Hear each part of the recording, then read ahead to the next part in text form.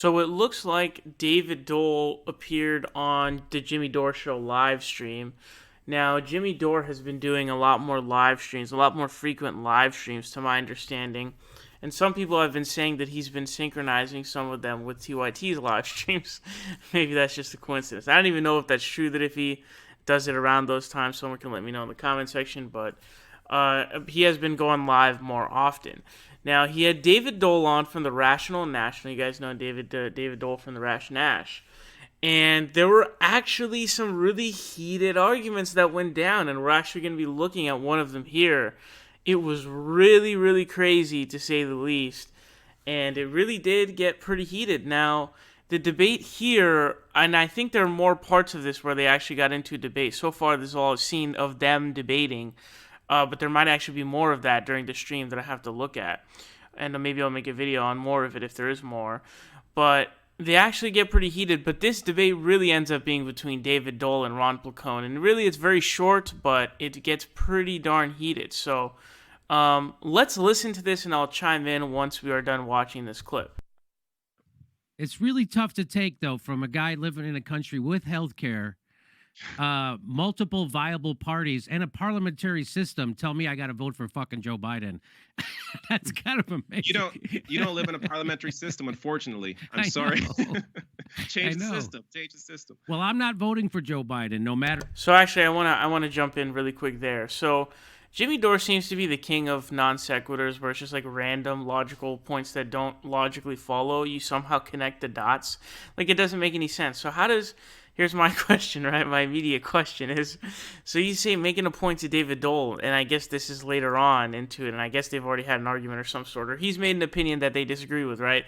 And he's basically saying you should vote for Joe Biden if you're in a swing state, or specifically not in a safe blue or red state. And we'll get into that kind of definition type of thing later on. But what does him being in a country where they have universal health care have to do with this kind of a thing? Now, there's a argument to be made, and it's true, about like someone like Carl of Swindon, Sargon of Akkad, where he's like crapping on the Justice Democrats and saying he's supporting Trump and all this stuff while he sits in a country with universal health care. This has nothing to do with that, because the values that he wants, he's advocating for the closest he could possibly get. So what does him being in a country with universal health care or with the parliamentary system have to do with you voting for Joe Biden, which the policies of Joe Biden for healthcare, which we actually don't know his policy on healthcare because he hasn't told us, but we're assuming that it's closer to our opinion than Donald Trump's. And so what does telling you to vote for Joe Biden have to do with him being in Canada or being like entitled or something like that? Jimmy Dore really does seem to be the king of non sequiturs.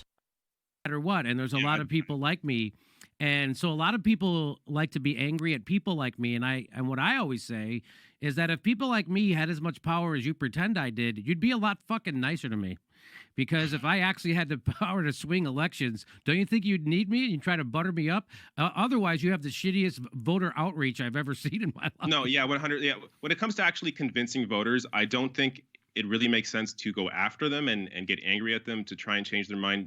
Generally, that's not how, that isn't really, you can't be persuasive in that way. If you want to win an argument, you have to understand where that person's coming from. And like, in your case, I completely understand. You never wanted to vote for Joe Biden. I 100% understand. I would just say, I think it would be a lot worse under Trump. And I think right now it's worse under Trump than it would be under Hillary. But there's a lot of cyclical problems. David, there's a lot of cyclical problems that are connected with this. First of all, let's say hypothetically Joe Biden is president, is our next president. Hopefully that doesn't happen. Hopefully Joe Biden's not our next president. But let's say hypothetically he is. It would be a very underwhelming presidency. It would be a very center right wing at best presidency.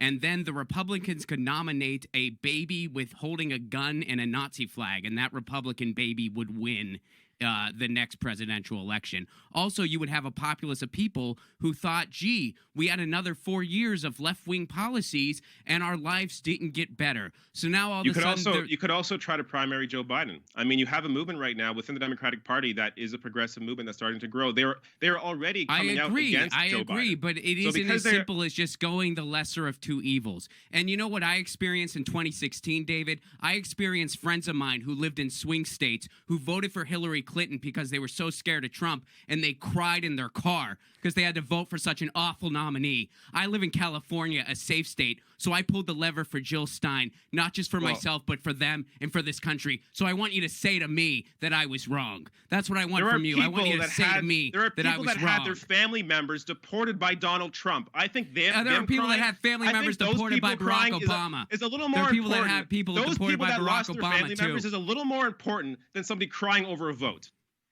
Wow, I thought usually I'm the one who gets usually I'm the one who gets heated. This is funny that I'm not the one, but Jesus Christ! So as you guys just saw there, obviously it got really heated there, and Ron Placone is basically saying he brings up the story of him having friends who cried in their car for after voting for Hillary. Now I think a lot of you guys are going to react to that, kind of being like, oh, he's kind of being pretty hyperbolic here. And it seems to be a bit of a sort of, I don't know, it's just some sort of hyperbole, right, of storytelling. I actually don't think that we should in any way belittle or minimize those sort of pains or whatever it is you want to call that, because having to vote for Hillary Clinton truly is a nightmare, no doubt. And I really, I understand why people would, cry in their car or whatever if they're in a swing state that, that had to vote for Hillary Clinton, but as David points out there, and I think that that's sort of the logical response, is that I understand that, you really had a struggle to vote for Hillary Clinton because of how, shitty of a person Hillary Clinton is. But the simple problem is that the amount of damage that is incurred under a Donald Trump presidency, stuff that is not, some of this stuff isn't reversible, guys. Remember, SCOTUS judges... And we know Jimmy, I don't even know if Jimmy Dore's admitted to this or owned up to the fact that he was totally dead wrong on this whole Supreme Court thing, because he's such a doofus. He thought that the Democrats could somehow block not just one SCOTUS nominee, guys. He said multiple SCOTUS nominees. And on top of that, he was basically saying, because the first thing would be like, oh, they could be strong and just filibuster, which...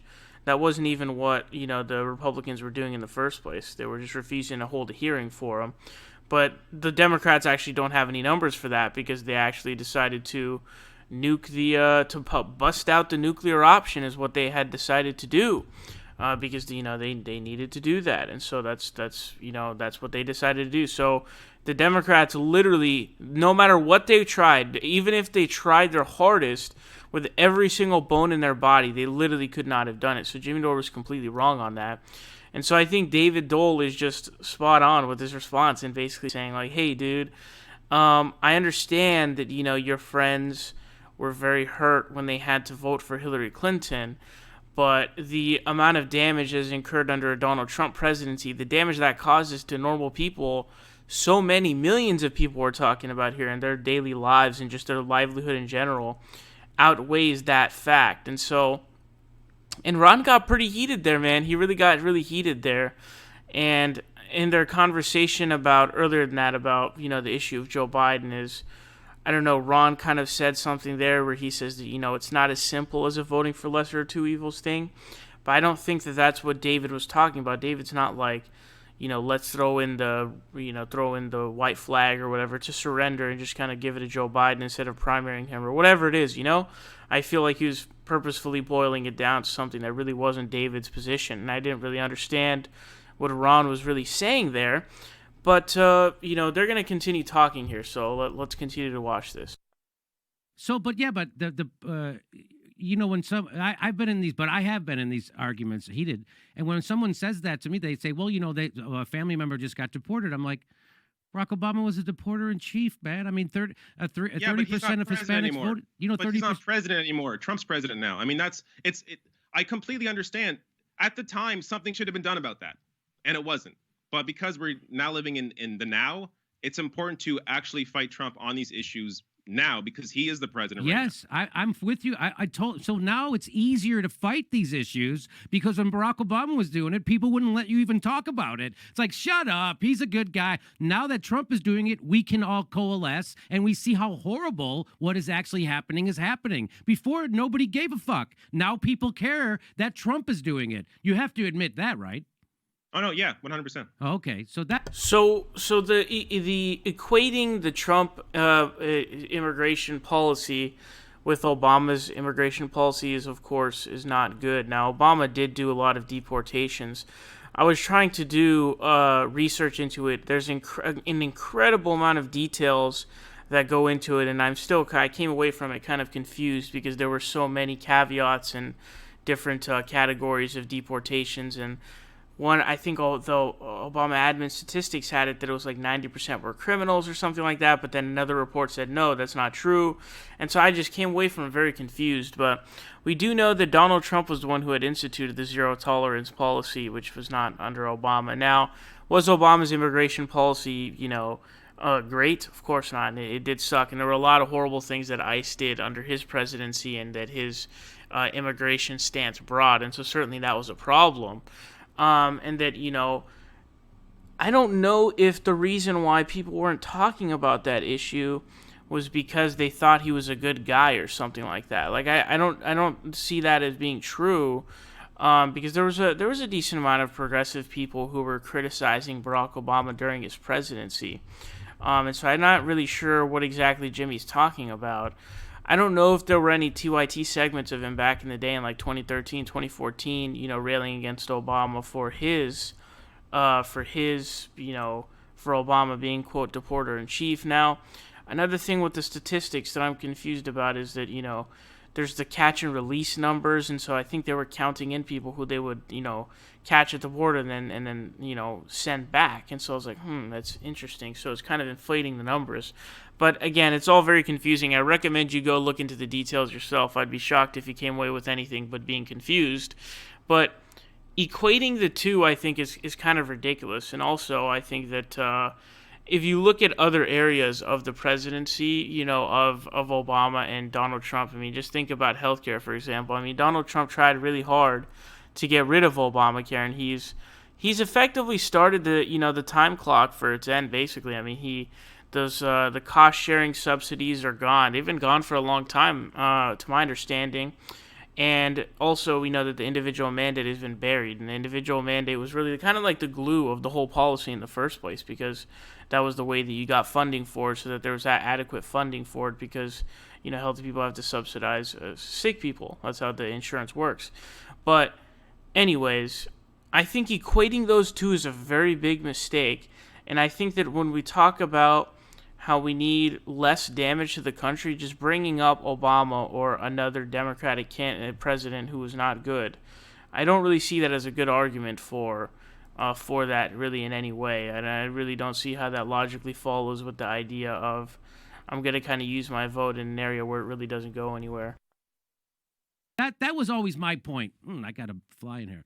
But that was always my point, that if that Barack Obama puts the left to sleep. Again, these aren't my ideas. These are ideas of other people who are smarter than me, wrote them, and I read them, like Thomas Frank. But the evidence is there that Barack Obama did put the left to sleep, and now we're all aware of that. Hey, Trump is gassing immigrants. Trump is putting them in cages. Barack Obama was doing the same thing, but now we're aware of it, so now we can fight it.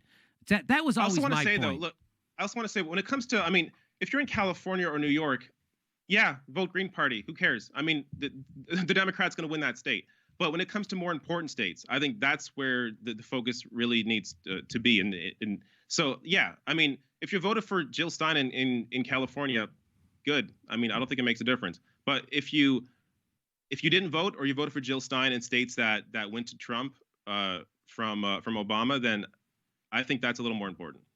Okay, so we got the. I mean, I have these conversations almost daily with people about this, and it's just we just have different theories of voting strategies. I agree with you that we need to form coalitions and, raise awareness about these things and fight them.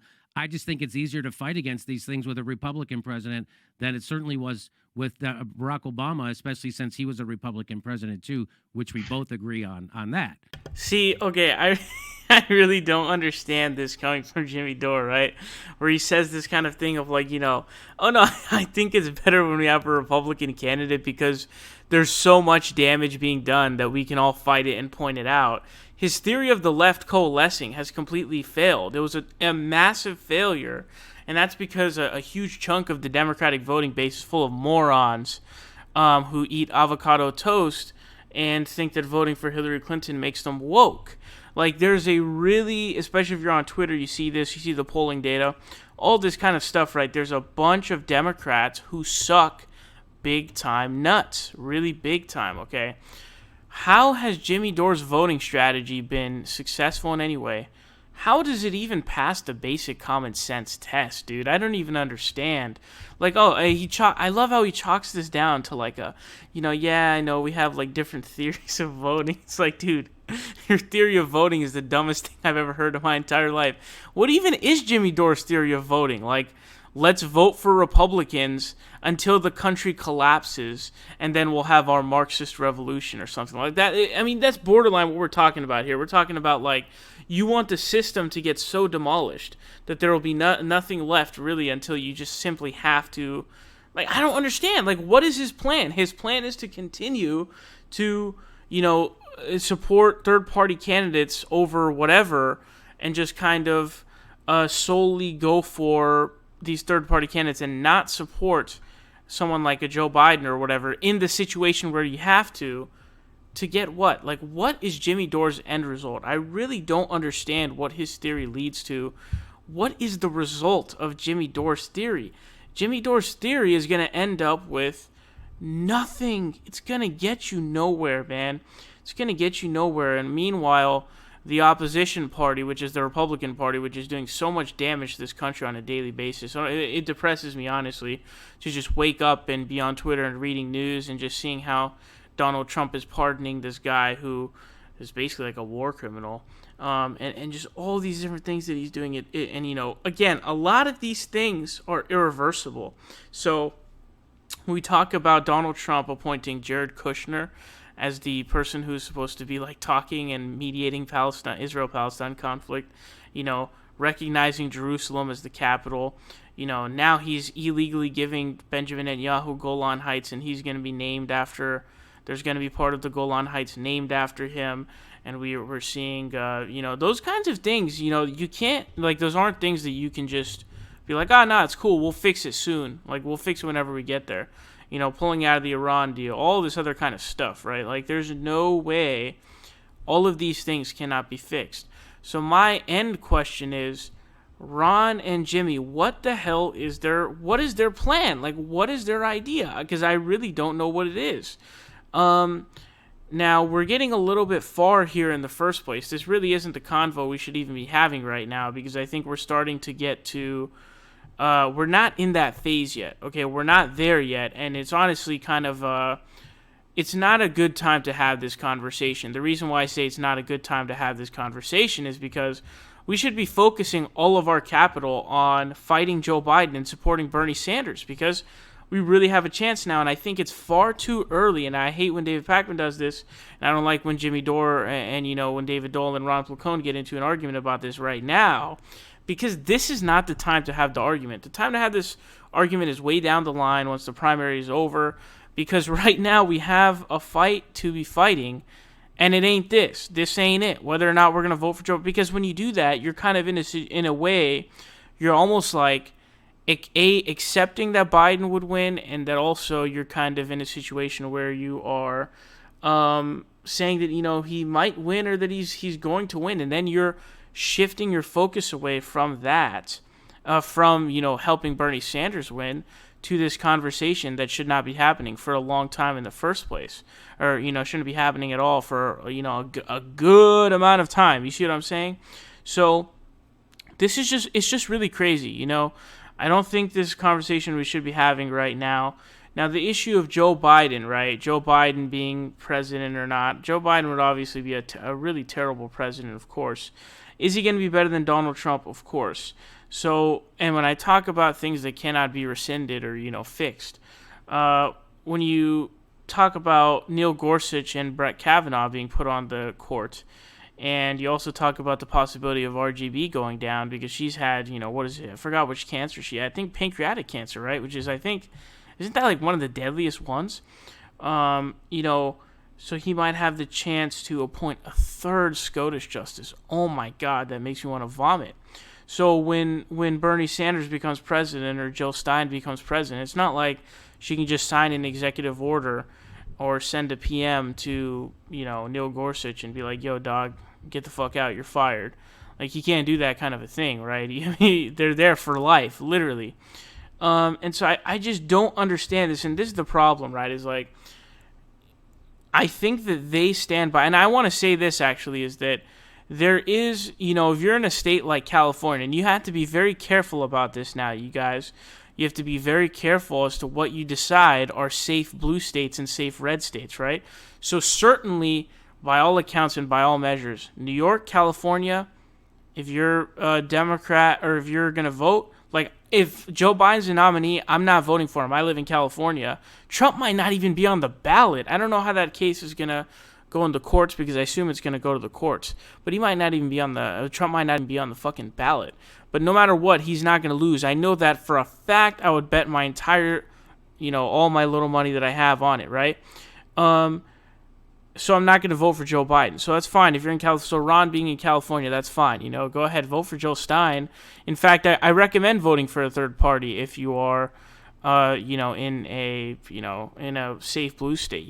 Kyle Klinsky voted for Jill Stein because he was in New York, and that's because if the more votes, if you get to 5%, they get like a bunch more funds as well as, then they're able to get on the debate stage and whatnot. But you have to be careful because our terms have to kind of get redefined here when it comes to swing states. And I know that David uses the term important states, which I think is a good term to use because, remember, those 3 states that fell through were called the blue wall. And so Donald Trump did, burst through the blue wall, the quote, blue wall. And so you've really got to be careful as to what you determine as a swing state or not. So, it's just that's really what you have to do. So be careful. I'm telling you, be careful. You know what I mean? You have to be careful about which one actually matters or not. And listen, man, I think David was on point here. I definitely am in wholeness of agreement with him. I think that he was pretty much right this entire time. And this argument was very interesting, but it did get pretty heated. And I don't think this is the time to have the convo. I really don't think this is the time to have the convo. I just think it's far too early, and I think we have far more important things and better timely things to be focusing on than this in the current time. But regardless, let me know your thoughts. Who do you agree with? Let me know down below.